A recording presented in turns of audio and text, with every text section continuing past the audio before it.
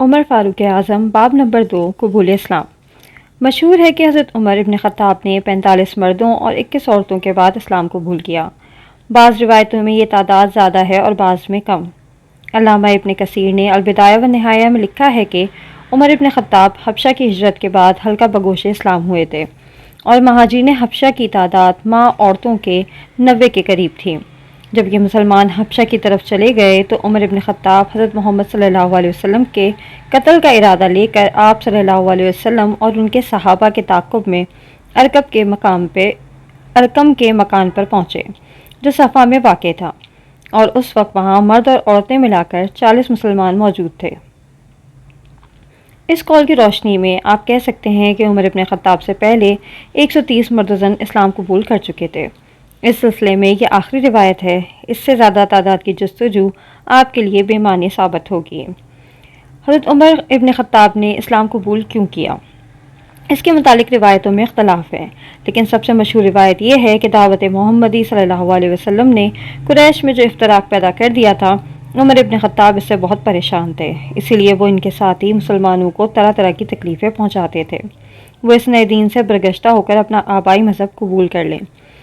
جب محمد صلی اللہ علیہ وسلم نے صحابہ کو مشورہ دیا کہ وہ اپنے دین کی حفاظت کے لیے کہیں اور چلے جائیں اور حبشہ کی طرف ہجرت کرنے کی خاص طور پر نصیحت فرمائی تو انہیں جاتے دیکھ کر بہت صدمہ ہوا اور وہ ان کی جدائی سے بہت گھبرائے۔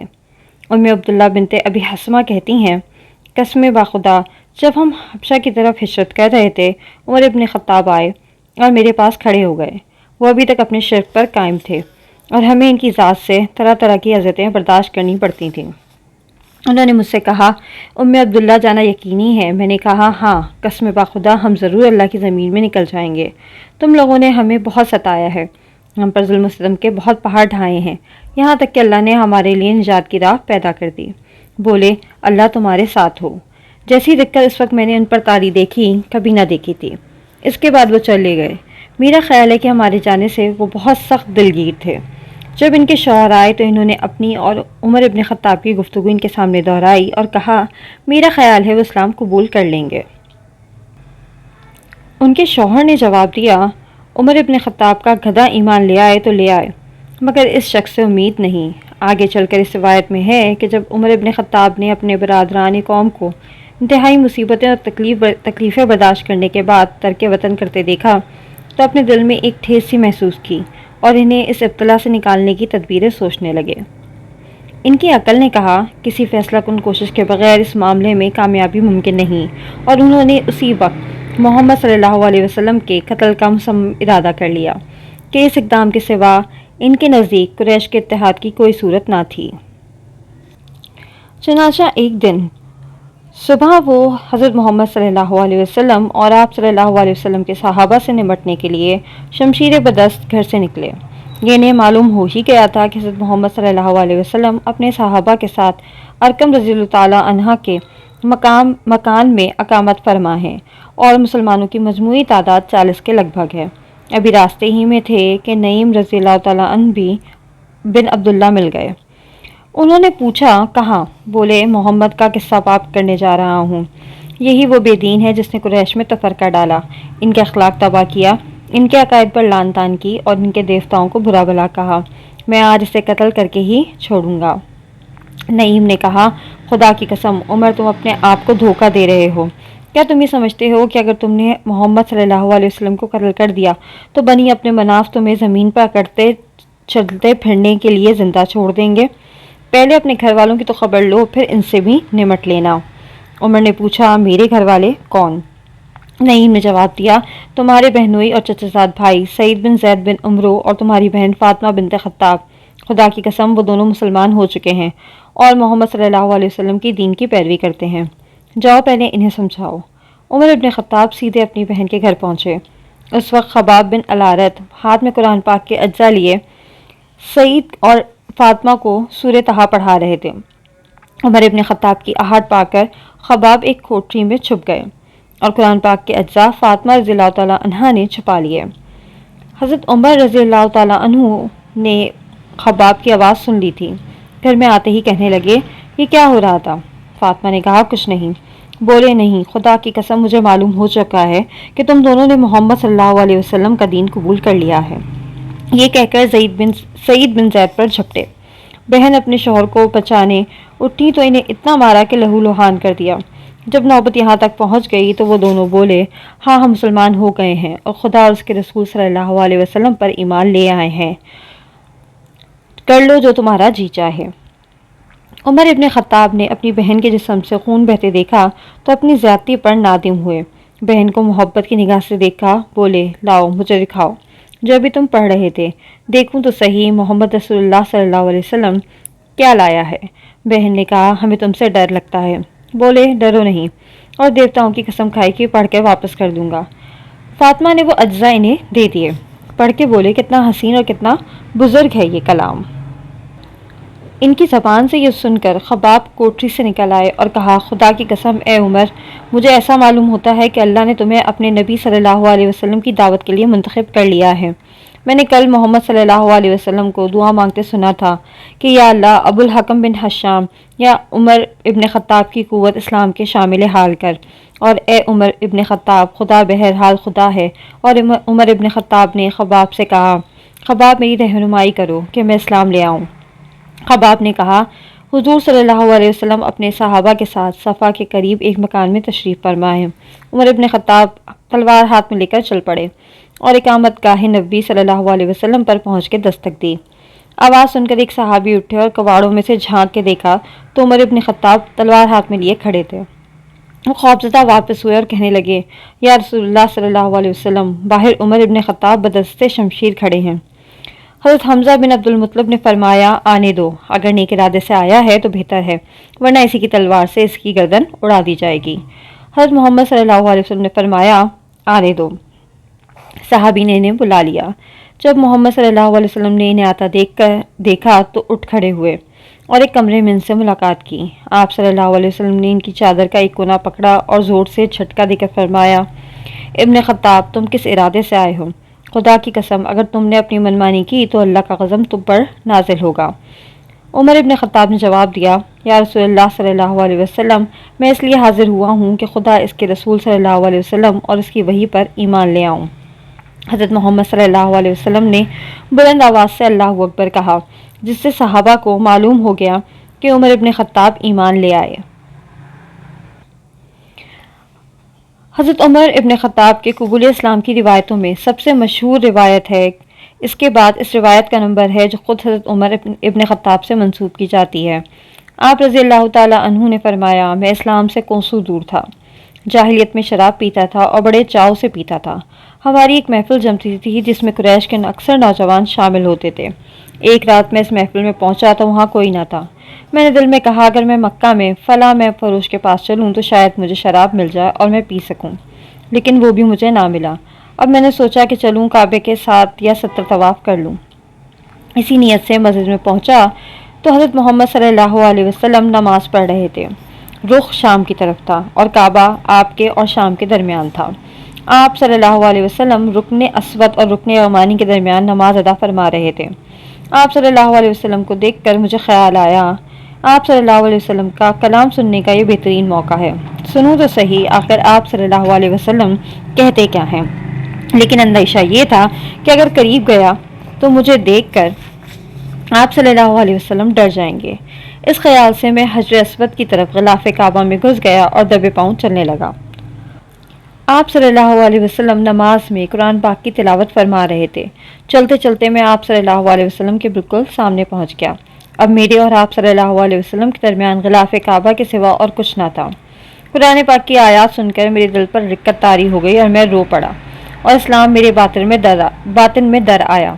میں اپنی جگہ کھڑا رہا یہاں تک کہ حضرت محمد صلی اللہ علیہ وسلم نے نماز ختم کی اور گھر جانے کے ارادے سے روانہ ہوئے۔ میں بھی آپ صلی اللہ علیہ وسلم کے پیچھے پیچھے ہو لیا۔ حضور اکرم صلی اللہ علیہ وسلم گھر کے نزدیک پہنچے تو میں قریب آ چکا تھا۔ آہٹ سن کر آپ صلی اللہ علیہ وسلم نے مجھے پہچان لیا اور گمان فرمایا کہ میں کسی بری نیت سے آپ صلی اللہ علیہ وسلم کا تعاقب کر رہا ہوں۔ ڈانٹ کر پوچھا، ابن خطاب اس وقت تم کیوں آئے ہو؟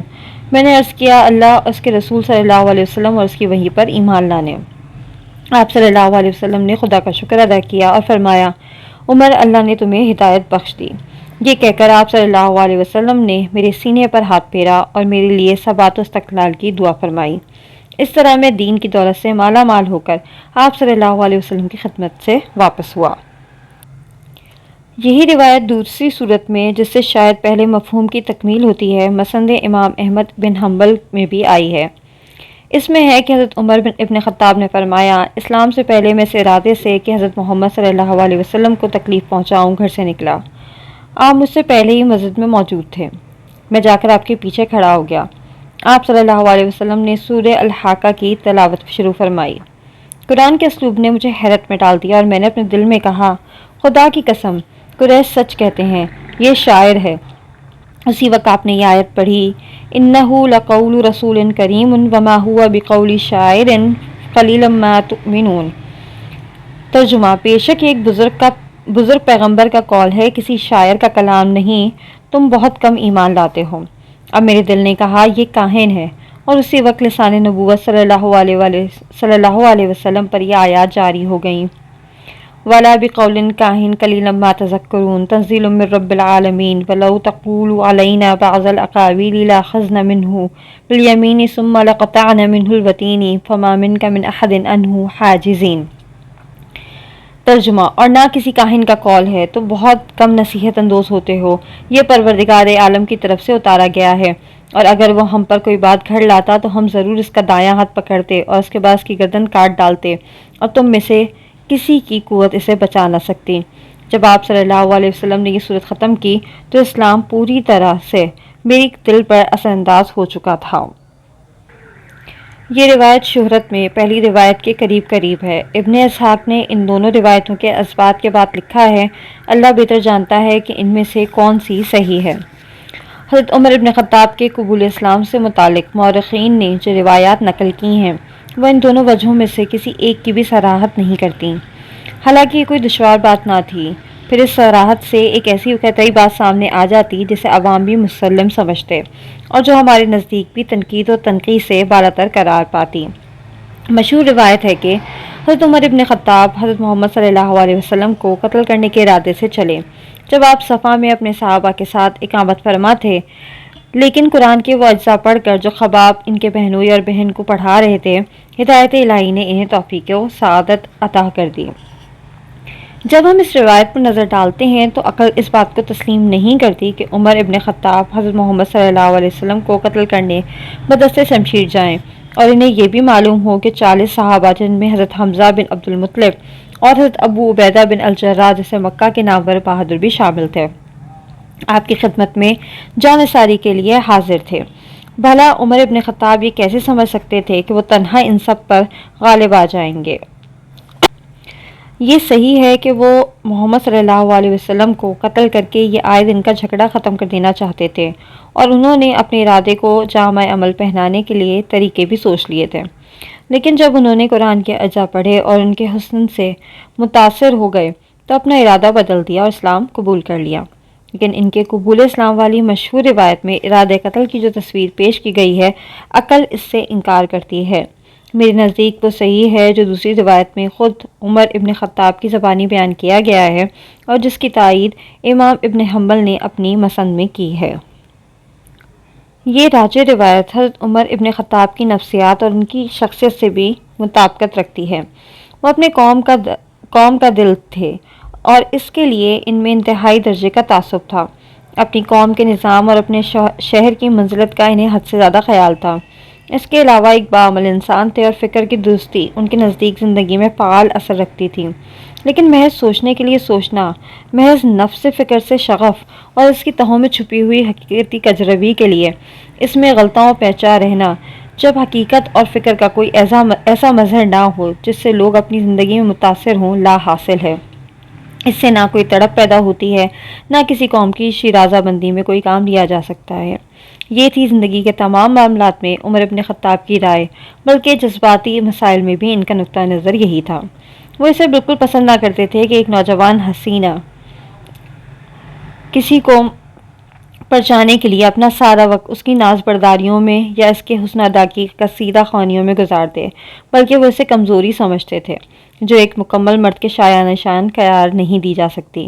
یہی وجہ ہے کہ انہوں نے ایک دن بھی اپنی ان عشق فروشوں کو اپنی توجہ سے نہیں نوازا تھا، جو محبت کے راگ الاپنے کو اپنا فن بنا بیٹھے تھے۔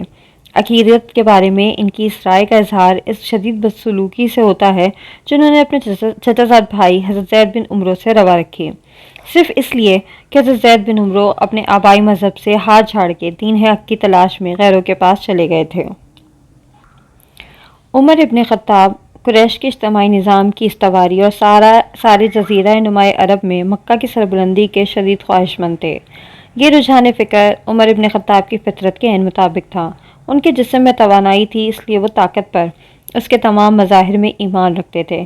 بالخصوص بعثت نبی صلی اللہ علیہ وسلم کے ابتدائی دور میں ان کا یہ ایمان بڑا مستحکم تھا، جس کی وجہ سے وہ ان کے انفوان شباب کا زمانہ تھا، جب زندگی کے تجربات مزاج کی سختی اور درستی کو اعتدال پر نہیں لاتے۔ چنانچہ جس مسلمان کا ان کا زور چلتا، وہ اسے ضرور اپنے مظالم کا نشانہ بناتے اور چاہتے کہ کسی نہ کسی طرح وہ اسلام سے اپنا رشتہ منقطع کرے۔ اس سلسلے میں ان کی انتہا پسندی کا یہ عالم تھا کہ اگر ممکن ہوتا تو تمام مسلمانوں سے لڑائی مول لے لیتے، لیکن وہ جانتے تھے کہ قبائل قریش اپنے اپنے آدمیوں کی حمایت کرتے ہیں، اور خود ان کے اپنے قبیلے بنو عدی میں کچھ ایسے لوگ ہیں جو ان کی رائے سے اتفاق نہیں رکھتے۔ چنانچہ دوسرے مشرکین قریش کی طرح انہوں نے بھی کمزور مسلمانوں ہی کو اپنے پنجہ غضب میں جکڑے رکھا، اور حضرت ابو بکر، حضرت عثمان بن عفان اور حضرت ابو عبیدہ بن الجراح جیسے مسلمانوں پر اپنی طاقت نہ آزما سکے، کہ یقین تھا کہ ان کے قبائل ان کی حمایت سے گریز نہ کریں گے۔ لہٰذا مشرکین نے ان صاحب اثر مسلمانوں کو بھی نہ بخشا، ان کا مقاطعہ کیا اور ان میں سے بھی جس پر بس چلا ستانی سے باز نہ رہے۔ اپنی ساری سالم دشمنی کے باوجود عمر ابن خطاب دل کے نرم تھے اور انصاف کے باب میں بڑے نازک احساسات رکھتے تھے۔ حضرت عمر کی نرمی کی مثال حضرت عمر ابن خطاب کی رقت قلب پوری شان کے ساتھ نمایاں ہو جاتی ہے۔ ان کی وہ گفتگو ہے جو عبداللہ بن ابی حسمہ سے ہوئی تھی، جس دن وہ دوسرے مسلمانوں کے ساتھ حبشہ کی طرف ہجرت کرنے کی تیاریاں کر رہی تھیں۔ عبداللہ کے دل پر اس وقت اس رقت کا اتنا اثر ہوا کہ اپنے شوہر کی واپسی پر ان سے کہا کہ اگر تم ابھی عمر ابن خطاب کی رقت اور دلسوزی کو دیکھتے تو ان کے اسلام کی تمنا کرنے لگتے۔ ان تمام باتوں سے ظاہر ہوتا ہے کہ عمر ابن خطاب بعد کو اسلام قبول کرنے والے تھے۔ عمر ابن خطاب کو مکہ کے انتظام اور اس کے وقار کا بہت خیال تھا، اور وہ ڈرتے تھے کہ نئے دین کی اشاعت سے مکہ کی عظمت و منزلت کو ٹھیس لگے گی۔ لیکن جب انہوں نے دیکھا کہ نبی عربی صلی اللہ علیہ وسلم اور آپ صلی اللہ علیہ وسلم کے صحابہ دعوت اللہ کے فرائض بڑے دلنشین انداز میں انجام دیتے ہیں اور زمین میں کسی قسم کا فساد نہیں پھیلاتے، پھر وہ اپنے دین پر بھی پوری قوت سے قائم ہے اور اپنے عقیدے کو زندگی کی ہر چیز یہاں تک کہ خود زندگی سے بھی زیادہ قیمتی سمجھتے ہیں، تو ان کے متعلق اثر نو غور کرنا شروع کر دیا اور اسی ذیل میں اپنی بدسلوکیوں پر بھی نظر ڈالی۔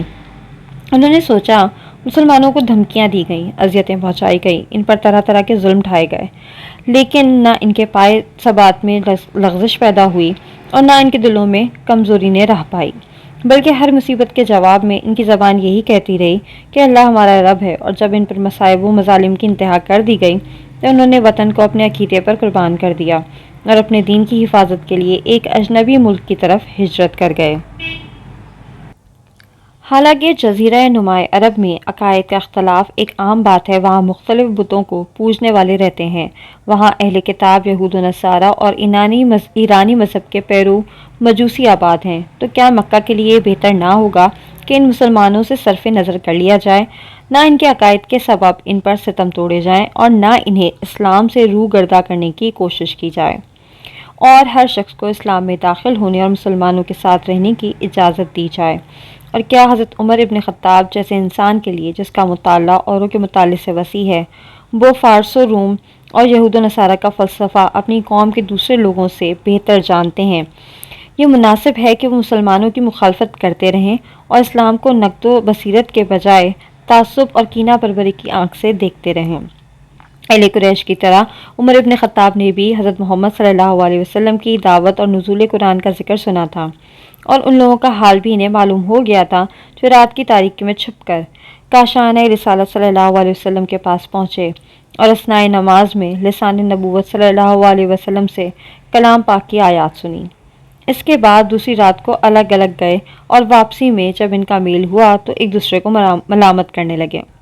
پھر ابو الحکم بن حشام کا وہ جواب بھی ان کے علم میں آ گیا تھا جو قرآن کی آیات کے متعلق لوگوں کے پوچھنے پر اس نے دیا تھا۔ ہم میں اور بنو عبد مناف میں شرف و عظمت کا جھگڑا تھا۔ انہوں نے کھانا کھلایا تو ہم نے بھی کھلایا، انہوں نے ذمہ داریاں سنبھالیں تو ہم نے بھی سنبھالیں، انہوں نے بخششیں کیں تو ہم نے بھی کیں۔ غرض یہ ہے کہ ہم ایک دوسرے کے دوش بدوش چلتے رہے، لیکن جب ہم نے شہ سواری میں ان پر سبقت حاصل کی تو انہوں نے دعویٰ کر دیا کہ ہم میں نبی صلی اللہ علیہ وسلم مبعوث ہوا ہے جس پر آسمان سے وحی نازل ہوتی ہے۔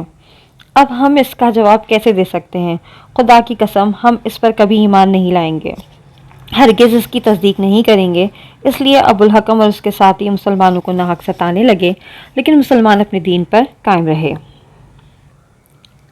ابو جہل تو صرف اس لیے محمد صلی اللہ علیہ وسلم کے دین کے متعلق سوچنے، ان پر ایمان لانے اور ان کی تصدیق کرنے سے انکار کر رہا تھا کہ بنو عبد شمس اور بنو عبد مناف میں مناقشت تھی۔ لیکن حضرت عمر ابن خطاب کو کیا ہوا تھا جو وہ اس دین پر غور نہ کرتے تھے، بلکہ بنو عدی اور بنو عبد مناف کے درمیان کوئی مسابقت بھی نہ تھی۔ یہ تھی وجہ حضرت عمر ابن خطاب کے غلاف کعبہ میں چھپ کر محمد صلی اللہ علیہ وسلم کو نماز پڑھتے دیکھنے اور لسان نبوت صلی اللہ علیہ وسلم سے کلام پاک سننے کی، اور اسی لیے انہوں نے اس صحیفے میں سورہ طٰہٰ پڑھنے کی خواہش ظاہر کی تھی جو ان کی بہن کے پاس تھا۔ حضرت عمر ابن خطاب نے ان سب باتوں پر غور کیا اور کرتے رہے، یہاں تک کہ ہدایت پائی اور اللہ نے ان کے ذریعے سے اپنے دین کی حمایت اور اپنے رسول صلی اللہ علیہ وسلم کی مدد فرمائی۔ سرکار دو عالم صلی اللہ علیہ وسلم کی انتہائی تمنا یہ تھی کہ اسلام کو ایک ایسے مضبوط دل اور طاقتور شخص کی حمایت حاصل ہو جائے جو اپنے عقیدے کی راہ میں دشمن کا مقابلہ کرنے سے نہ ڈرے۔ اسی لیے آپ صلی اللہ علیہ وسلم اپنے پروردگار سے دعا مانگتے تھے کہ یا اللہ ابو الحکم بن حشام یا حضرت عمر ابن خطاب کی قوت اسلام کے شامل حال کر۔ ابو الحکم ایک قوی ہیکل، تیز زبان اور جنگ و جدل سے نہ گھبرانے والا آدمی تھا، اور حضرت عمر ابن خطاب جو کچھ تھے وہ آپ نے پچھلے صفحات میں پڑھ ہی لیا ہے۔ اس لیے ان دونوں میں سے کسی ایک کا قبول اسلام مسلمانوں کی حمایت کے لیے مفید تھا، اور جو مصیبتیں اور اذیتیں مسلمان اس وقت برداشت کر رہے تھے وہ ان میں سے کسی ایک کے مسلمان ہو جانے سے بہت حد تک کم ہو سکتی تھیں۔ لیکن ابو الحکم اس مناقشت کا شکار تھا جو اس کے اور رسول پاک صلی اللہ علیہ وسلم کے قبیلے کے درمیان کار فرما تھی، اور جس کا ذکر ہم اوپر کر چکے ہیں۔ اس لیے حضرت محمد صلی اللہ علیہ وسلم کے لائے ہوئے دین کو قبول کرنا اس کے لیے کوئی آسان کام نہ تھا۔ اس کے برعکس واقعات حضرت عمر ابن خطاب کو رفتہ رفتہ اسلام کے قریب لا رہے تھے۔ اپنی قوم کے تعصب اور اپنے شہر کے نظام کی جو زنجیریں جکڑے ہوئے تھیں وہ آہستہ آہستہ ڈھیلی پڑ رہی تھیں، اور ان کے دل میں حقیقی انصاف کا جو عنصر تھا وہ تمام عناصر پر غالب آ رہا تھا، یہاں تک کہ گزشتہ تفصیل کے مطابق وہ صفا میں حضرت ارقم کے مکان پر حضرت محمد صلی اللہ علیہ وسلم کی خدمت میں حاضر ہوئے، اور جب رسول پاک صلی اللہ علیہ وسلم کعبے میں نماز ادا فرما رہے تھے، اپنے گھر تشریف لے جانے لگے تو آپ صلی اللہ علیہ وسلم کے پیچھے ہو لیے، اور جب محمد صلی اللہ علیہ وسلم نے دریافت فرمایا تم کیوں آئے ہو، تو بغیر کسی تردد یا تکلف کے جواب دیا میں خدا اور اس کے رسول صلی اللہ علیہ وسلم اور اس کی وحی پر ایمان لانے حاضر ہوا ہوں۔ حضرت عمر نے مسلمان ہوتے ہی قریش میں عملاً اپنے اسلام کی اشاعت شروع کر دی۔ ایک روایت میں آتا ہے کہ عمر ابن خطاب نے کہا جس رات میں نے اسلام قبول کیا سوچا کہ قریش میں محمد صلی اللہ علیہ وسلم کا سب سے بڑا دشمن کون ہے کہ میں اس کے پاس جاؤں اور اسے اپنے مسلمان ہونے کی خبر سناؤں۔ دوسرے دن صبح سویرے میں نے ابو جہل کا دروازہ جا کھٹکھٹایا، وہ باہر آیا اور مجھے دیکھ کر بولا آؤ بھانجے کہو کیسے آنا ہوا۔ میں نے جواب دیا میں تمہیں یہ اطلاع دینے آیا ہوں کہ میں اللہ اور اس کے رسول صلی اللہ علیہ وسلم پر ایمان لے آیا ہوں، اور گواہی دیتا ہوں کہ وہ جو کچھ کہتے ہیں سچ کہتے ہیں۔ ابو جہل نے دروازہ بند کرتے ہوئے کہا اللہ تمہیں اور تمہاری اس اطلاع کو ذلیل کرے۔ عبداللہ ابن عمر جب ان کے والد نے اسلام قبول کیا سن تمیز کو پہنچ چکے تھے، انہوں نے ایک روایت میں بتایا کہ عمر ابن خطاب کو اسلام کے اظہار کا کتنا شوق تھا اور وہ اس کے لیے قریش سے کس طرح لڑتے تھے۔ فرماتے ہیں جب میرے والد حضرت عمر ابن خطاب ایمان لائے تو پوچھا قریش میں سب سے بڑا باتونی اور ڈھنڈورچی کون ہے؟ کہا گیا جمیل بن معمر الجمعی۔ اس کے پاس جا پہنچے اور کہا جمیل تمہیں معلوم ہے میں نے اسلام قبول کر لیا ہے اور میں محمد صلی اللہ علیہ وسلم کے دین میں داخل ہو گیا ہوں۔ خدا کی قسم اس نے ایک لفظ نہ کہا اور اپنی چادر گھسیٹتا ہوا چل پڑا۔ عمر ابن خطاب بھی اس کے پیچھے پیچھے ہو لیے۔ جمیل مسجد کے دروازے پر کھڑا ہوا اور چلا چلا کر کہنے لگا اے گروہ قریش۔ قریش اس وقت کعبے کی چاروں طرف ٹولیاں بنائے بیٹھے تھے۔ تمہیں معلوم ہے عمر ابن خطاب بے دین ہو گیا ہے۔ فوراً ہی عمر ابن خطاب نے فرمایا یہ بکتا ہے، میں تو اسلام لایا ہوں اور شہادت دیتا ہوں کہ لا الہ الا اللہ وان محمد عبدہ ورسولہ۔ یہ سنتے ہی قریش بھڑک اٹھے اور عمر ابن خطاب سے لڑنے لگے، یہاں تک کہ جب سورج سروں پر آ گیا تو عمر ابن خطاب تھک کر بیٹھ گئے۔ قریش ان پر پڑے کھڑے تھے۔ عمر ابن خطاب نے ان سے فرمایا کر لو جو تمہارا جی چاہے، میں خدا کی قسم کھا کے کہتا ہوں کہ اگر ہم 300 کی تعداد میں ہوتے تو یا سب کچھ تم سے لے لیتے یا سب کچھ تمہارے لیے چھوڑ دیتے۔ اسی اثنا میں ایک معمر قریشی منکش جبہ اور پھولدار قمیص پہنے آیا اور ان کے پاس آ کر پوچھنے لگا کیا بات ہے؟ لوگوں نے کہا عمر بے دین ہو گیا ہے۔ بوڑھے نے جواب دیا تو پھر کیا ہوا؟ ایک شخص نے جو چاہا اپنے لیے پسند کر لیا۔ تمہیں کیا مطلب ہے؟ کیا تم یہ سمجھتے ہو کہ بنو عدی بن کعب اپنے آدمی کو تمہارے رحم و کرم پر چھوڑ دیں گے؟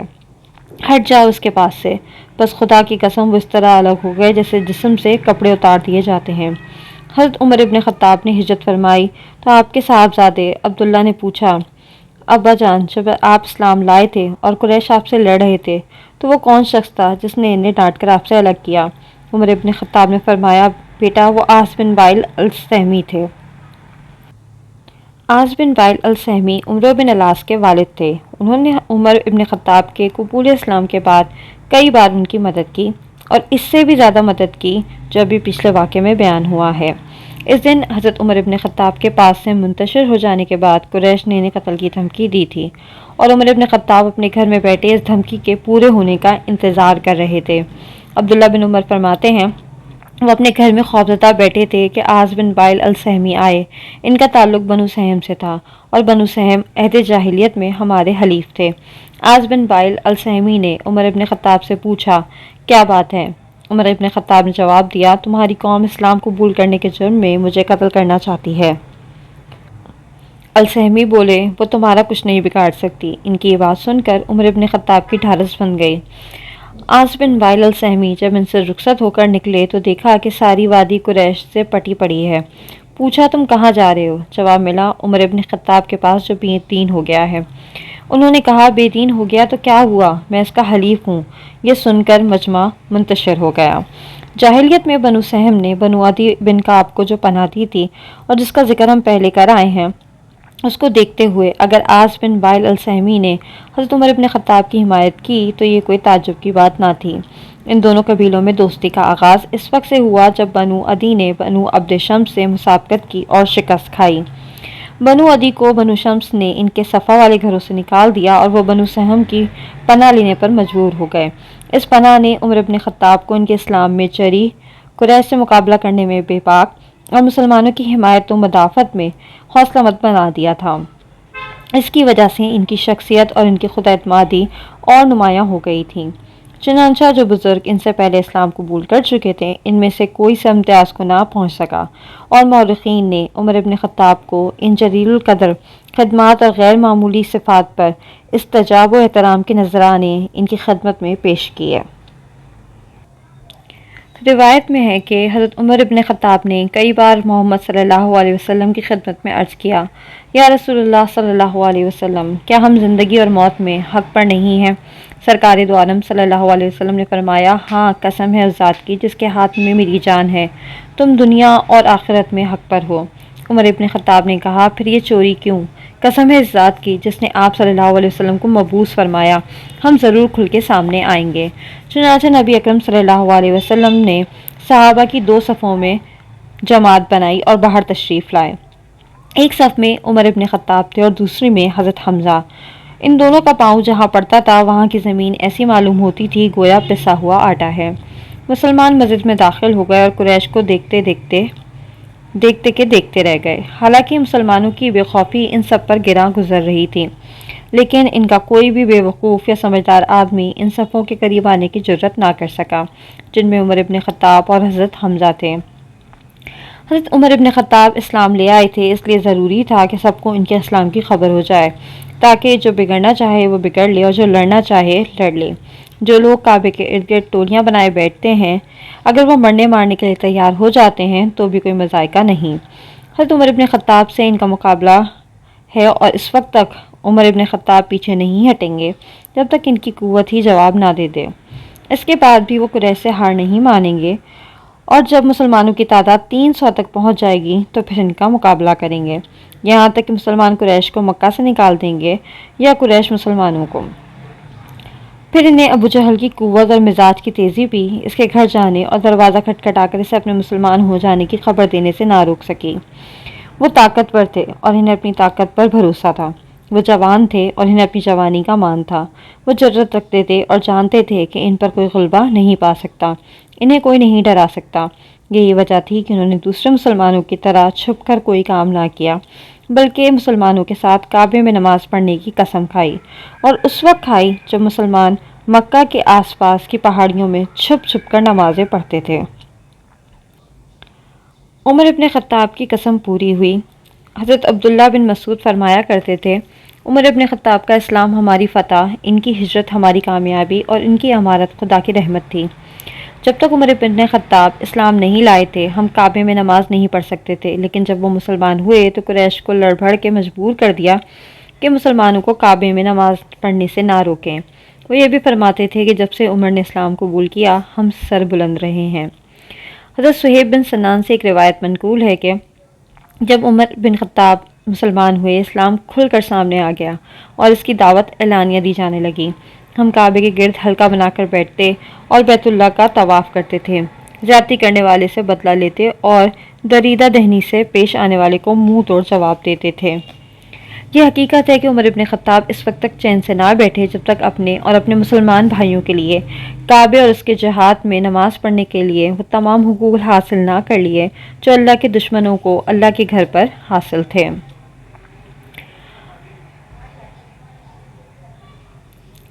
جب حضرت عمر اور حضرت حمزہ نے اسلام قبول کیا تو اس وقت قریش نے ایک دوسرے سے کہنا شروع کر دیا تھا کہ حضرت حمزہ ابن عبد المطلب اور عمر ابن خطاب کے اسلام نے حضرت محمد صلی اللہ علیہ وسلم کی دعوت کو قریش کے تمام قبائل میں پھیلا دیا ہے، اور وہ اس نئی صورتحال کا مقابلہ کرنے کی تدبیریں سوچنے لگے۔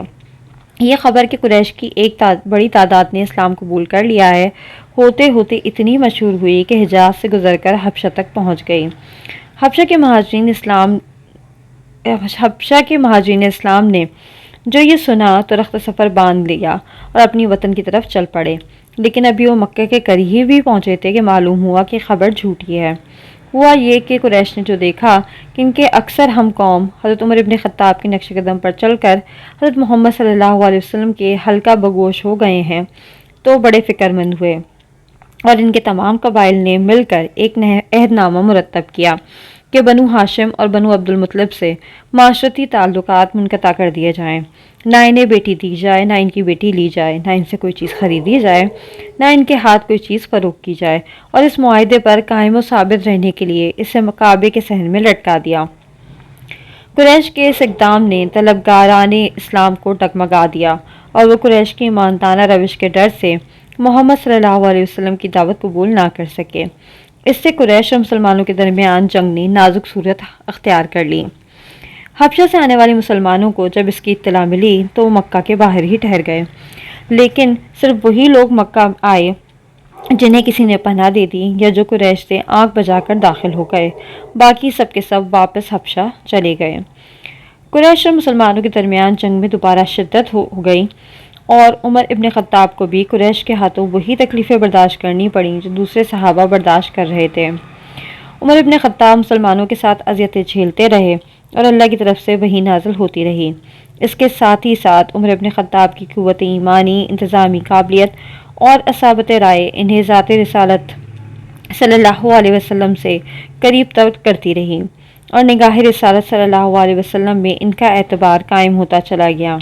یہ اسی قرابت اور اسی اعتبار کا عظیم الشان اثر تھا جس نے حضرت عمر ابن خطاب کے نام کو خدمت رسالت صلی اللہ علیہ وسلم، عہد صدیقی اور اسلام کی زندگی میں قوت و انصاف اور رحمت و احسان کا مجموعی نشان اور ان کے دور کو نہ صرف اسلامی سلطنت بلکہ انسانی تہذیب کی تاریخ کا سب سے بڑا دور بنا دیا۔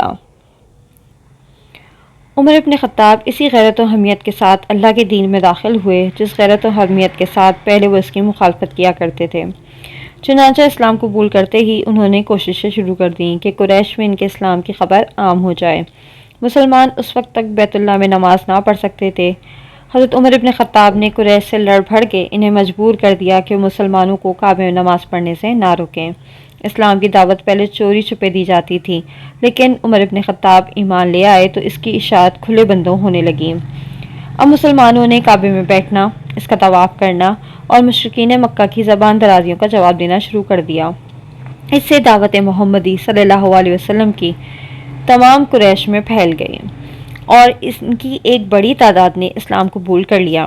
قریش اس نئی صورتحال سے گھبرا گئے اور باہمی مشورے کے بعد ان کے مختلف قبائل نے ایک عہد نامہ مرتب کر کے صحن کعبہ میں لٹکا دیا، جس کی روح سے ان میں اور حضرت محمد صلی اللہ علیہ وسلم یعنی بنو ہاشم اور بنو عبد المطلب میں قرابت و تجارت کا کوئی رشتہ باقی نہ رہا۔ اس عہد نامے نے اس لڑائی میں اور شدت پیدا کر دی تھی جو قریش اور مسلمانوں کے درمیان برپا تھی۔ اس جنگ میں قریش نے ہر قسم کے ہتھیار استعمال کیے۔ انہوں نے پروپیگنڈا کیا کہ محمد صلی اللہ علیہ وسلم جادوگر ہیں اور اپنی سیر بیانی سے باپ کو بیٹے، بھائی کو بھائی، میاں کو بیوی اور رشتہ دار کو رشتہ دار سے الگ کر دیتے ہیں۔ پھر نضر بن حارث کو آپ صلی اللہ علیہ وسلم کے پیچھے لگا دیا۔ وہ سائے کی طرح ساتھ رہتا، جس مجلس میں آپ صلی اللہ علیہ وسلم تشریف لے جاتے پہنچ جاتا اور قریش کو اہل فارس اور ان کے پارینہ مذہب کی باتیں سنا کر کہتا، خدا کی قسم محمد مجھ سے زیادہ خوش گفتار نہیں ہے، اس کی باتیں تو پارینہ داستانیں ہیں، جو اس طرح کی ہیں میں بھی بیان کر سکتا ہوں۔ پھر قریش نے یہ مشہور کر دیا کہ جبر جو کچھ حضرت محمد صلی اللہ علیہ وسلم کو سکھاتا پڑھاتا ہے وہی حضرت محمد صلی اللہ علیہ وسلم آ کر ہمارے سامنے دہرا دیتا ہے۔ جبر ایک نصرانی غلام تھا اور حضرت محمد صلی اللہ علیہ وسلم اکثر اوقات مرہ کی ایک دکان میں ان کے پاس جا کر بیٹھا کرتے تھے۔ اس کے بعد قریش نے آن حضرت صلی اللہ علیہ وسلم اور آپ صلی اللہ علیہ وسلم کے صحابہ پر شدت کے ساتھ ظلم کرنا شروع کر دیا۔ محمد صلی اللہ علیہ وسلم جدھر سے گزرتے ابو لہب کی بیوی ام جمیل آپ صلی اللہ علیہ وسلم کے راستے میں کانٹے بچھا دیتی اور امیہ بن خلف جہاں کہیں آپ صلی اللہ علیہ وسلم کو دیکھتا فکر کستہ مذاق اڑاتا اور کمزور مسلمانوں کو جبر و جور کے مختلف طریقوں سے مبتلا آزمائش کرنا تو گویا مکہ میں روزانہ کا معمول ہو گیا تھا۔ محمد صلی اللہ علیہ وسلم اور وہ صحابہ جنہوں نے حبشہ کی طرف ہجرت نہیں کی تھی بلکہ آپ صلی اللہ علیہ وسلم کے ساتھ مکہ میں ہی مقیم تھے، قریش کے مظالم کا بڑے صبر و تحمل کے ساتھ سامنا کر رہے تھے۔ جب ایذا رسانیوں کی انتہا ہو گئی اور قریش نے ان سے قطع معاشرت کر لی تو خدا کے ان مظلوم بندوں نے مکہ کے باہر ایک گھاٹی میں پناہ لی اور محرومی و بیچارگی کی زندگی بسر کرنے لگے۔ مکہ کا کوئی آدمی ان پر ترس کھا کے جو تھوڑا بہت لے آتا وہی کھا پی لیتے اور اگر یہ سلسلہ بھی نہ ہوتا تو بھوک یقیناً انہیں زندہ نہ چھوڑتی۔ مسلمان اس گھاٹی میں مسلسل تین برسوں تک رہے، صرف حرمت کے مہینوں میں باہر آتے۔ محمد صلی اللہ علیہ وسلم اس دوران میں عرب کے مختلف قبائل کو اسلام کی دعوت دیتے اور ان میں سے کچھ لوگ جب یہ دیکھتے کہ آپ صلی اللہ علیہ وسلم اور آپ کے صحابہ اس حق پر ایمان کی راہ پر جو اللہ نے آپ صلی اللہ علیہ وسلم پر نازل کیا ہے، ہر مصیبت اور ہر تکلیف بڑے صبر و استقلال کے ساتھ برداشت کر رہے ہیں، تو وہ آپ صلی اللہ علیہ وسلم پر ایمان لے آتے۔ ہشام بن عمرو اور زہیر بن ابی امیہ اس ظالمانہ معاہدے سے بہت دل تنگ تھے، جس کی بنا پر قریش نے محمد صلی اللہ علیہ وسلم کا مقاطع کر رکھا تھا۔ کچھ اور لوگوں کو اپنے ساتھ ملا کر انہوں نے یہ معاہدہ کعبے کی دیوار سے نوچ پھینکا۔ قریش نے بھی ان کے اس فعل پر ناراضگی یا غصے کا اظہار نہیں کیا۔ اس طرح محمد صلی اللہ علیہ وسلم اپنے صحابہ سمیت گھاٹی سے باہر آ گئے اور مکہ اور ان کے قبائل میں جو حرمت کے مہینوں میں مکہ آتے تھے پھر اپنی دعوت و تبلیغ کا کام شروع کر دیا۔ جتنی دعوت اللہ بڑھتی اور پھیلتی جاتی تھی، محمد صلی اللہ علیہ وسلم کے خلاف قریش کی جنگ میں شدت اور سنگ دلی کا اضافہ ہوتا جاتا تھا۔ اس دوران میں محمد صلی اللہ علیہ وسلم کے چچا ابو طالب اور آپ صلی اللہ علیہ وسلم کی زوجہ محترمہ حضرت خدیجہ کا انتقال ہو گیا۔ اس سے قریش کے حوصلے بڑھ گئے اور ان کی ایذا رسانیوں میں اور شدت پیدا ہو گئی۔ آپ نے طائف کے قبیلے بنی ثقیف سے مدد لینی چاہی، لیکن اس نے کوڑا جواب دے دیا۔ حج کے موسموں میں آپ صلی اللہ علیہ وسلم مختلف قبیلوں میں تشریف لے جاتے اور ان کے سامنے اسلام پیش کرتے رہے، لیکن ان میں سے کسی نے بھی آپ صلی اللہ علیہ وسلم کی نہ سنی۔ اس کے بعد معراج کا واقعہ پیش آیا اور خود مسلمانوں کی ایک جماعت اسلام سے کٹ گئی۔ جو لوگ اپنے دین پر قائم رہے انہیں قریش نے اتنا ستایا کہ عاجز کر دیا، لیکن اس کے باوجود محمد صلی اللہ علیہ وسلم کی دعوت کئی برس تک مسلسل جاری رہی، جس کا اثر یہ ہوا کہ بہت سے لوگ اسلام اور اس کے حق کے متعلق سوچنے لگے جو اسلام کی تہوں میں لپٹا ہوا تھا۔ سب سے زیادہ متاثر اہل یثرب تھا۔ چنانچہ ان کی ایک جماعت نے اسلام قبول کر لیا اور یہ وہ جماعت تھی جس نے عقبہ کی پہلی بیعت میں حصہ لیا۔ ان لوگوں کا قبول اسلام سب سے پہلا سبب تھا جس نے محمد صلی اللہ علیہ وسلم کو مدینے کی ہجرت کے متعلق غور و فکر کا موقع بہم پہنچایا۔ دوسرے سال مدینے سے 75 مسلمان آئے، 73 مرد اور 2 عورتیں، اور یہ وہ لوگ ہیں جو عقبہ کی دوسری یا بڑی بیعت میں شامل تھے۔ یہ بیعت اس لیے لی گئی تھی کہ مدینے کے مسلمان محمد صلی اللہ علیہ وسلم کی اسی طرح حمایت و حفاظت کریں گے جس طرح وہ اپنی عورتوں اور بچوں کی حمایت و حفاظت کرتے ہیں۔ اس بیعت کے بعد محمد صلی اللہ علیہ وسلم نے صحابہ کو حکم دیا کہ وہ مدینے میں انصار کے پاس چلے جائیں، لیکن ایک دو کر کے مکہ سے نکلیں تاکہ قریش مشتعل نہ ہوں۔ یہ مدینے کی ہجرت کا نقطۂ آغاز تھا۔ اسلام مکہ سے مدینے میں منتقل ہونا شروع ہوا اور وہاں سے جزیرہ نمائے عرب کے گوشے گوشے میں پھیل گیا۔ یہ دور جو حضرت عمر ابن خطاب کے قبول اسلام سے شروع ہو کر مدینے کی ہجرت کے حکم پر ختم ہوتا ہے، اللہ کے رسول صلی اللہ علیہ وسلم اور اس کے دین کے لیے بلا شبہ انتہائی نازک دور تھا۔ اب دیکھنا یہ ہے کہ عمر ابن خطاب نے اس دور میں بھی اسی خلوص، اسی قوت اور اسی غیرت کا مظاہرہ کیا ہے یا نہیں جو ہمارے نزدیک ان کی شخصیت کے اجزائے لایانی ہیں۔ سیرت اور تاریخ کی کتابوں میں اس کے متعلق کوئی تسلی بخش بات نہیں ملتی، لیکن اس کے معنی یہ نہیں ہے کہ عمر ابن خطاب نے ان واقعات میں سے جو حضرت محمد صلی اللہ علیہ وسلم اور آپ کے صحابہ پر گزرے اپنی شجاعت اور طاقت و قوت کے اظہار میں کوئی منفی پہلو اختیار کیا ہو۔ یہ حقیقت ہر شک اور شبہ سے بالاتر ہے کہ مسلمان پر جو ظلم اس وقت ڈھائے جا رہے تھے انہیں صبر و شکر کے ساتھ برداشت کرنے میں عمر ابن خطاب بہت سے صحابہ کرام پر امتیاز رکھتے ہیں، اور جب کبھی ان کے لیے ممکن ہوتا وہ نبی اکرم صلی اللہ علیہ وسلم اور اپنے مسلمان بھائیوں کی حمایت و مدافعت میں سب سے زیادہ جرأت و ہمت کا ثبوت دیتے تھے، لیکن اس کے باوجود نظم پر ایمان رکھتے تھے اور اس کا حد درجے احترام کرتے تھے۔ یہ حال ان کا زمانے جاہلیت میں بھی تھا، پھر عہد اسلام میں کیوں نہ ہوتا؟ اس وقت تو اس کی اور بھی ضرورت تھی۔ جس دور کا ہم ذکر کر رہے ہیں اس میں محمد صلی اللہ علیہ وسلم کی سیاست یہ تھی کہ طاقت اور جبر کے استعمال سے بہر قیمت پہلو تہی کی جائے، برائی کرنے والوں کو معاف کر دیا جائے، دعوت اللہ کا طریقہ ایسا اختیار کیا جائے جس میں دانائی ہو، دل نشی نصیحت ہو، اور لڑائی جھگڑے میں تمکین و تحمل کا دامن ہاتھ سے نہ چھوڑا جائے۔ چنانچہ اگر دشمن بھی راستے میں مل جائے تو اس سے اس طرح پیش آنا چاہیے گویا وہ تمہارا گہرا دوست ہے۔ خود محمد صلی اللہ علیہ وسلم مکہ کے قریش و طائف کے ثقیف اور ان دوسرے قبائل کے ساتھ جنہیں روشنی اور ہدایت کی طرف بلایا گیا لیکن انہوں نے ازراہ غرور منہ پھیر لیا، اسی حسن سلوک سے پیش آتے تھے۔ اس سیاست میں حضرت عمر فاروق اس قوت اور دلیری کے ابھرنے کی کوئی گنجائش نہ تھی جس کا مظاہرہ انہوں نے قبول اسلام کے دن آغاز میں کیا تھا، اور جس کے بل پر مشرکین مکہ سے لڑ بھڑ کے انہوں نے کعبے میں مسلمانوں کے ساتھ نماز ادا کی تھی۔ ہجرت کا حکم ملنے پر عمر ابن خطاب نے بھی دوسرے مسلمانوں کی طرح مدینے کی طرف ہجرت فرمائی اور مکہ سے چوری چھپے نکل گئے۔ اگرچہ ایک اور روایت میں جو حضرت علی بن ابی طالب سے منسوب ہے اس طرح مذکور ہے کہ حضرت علی بن ابی طالب فرماتے ہیں، میں نہیں جانتا کہ عمر ابن خطاب کے سوا کسی مسلمان نے اعلانیہ مکہ سے ہجرت کی ہو۔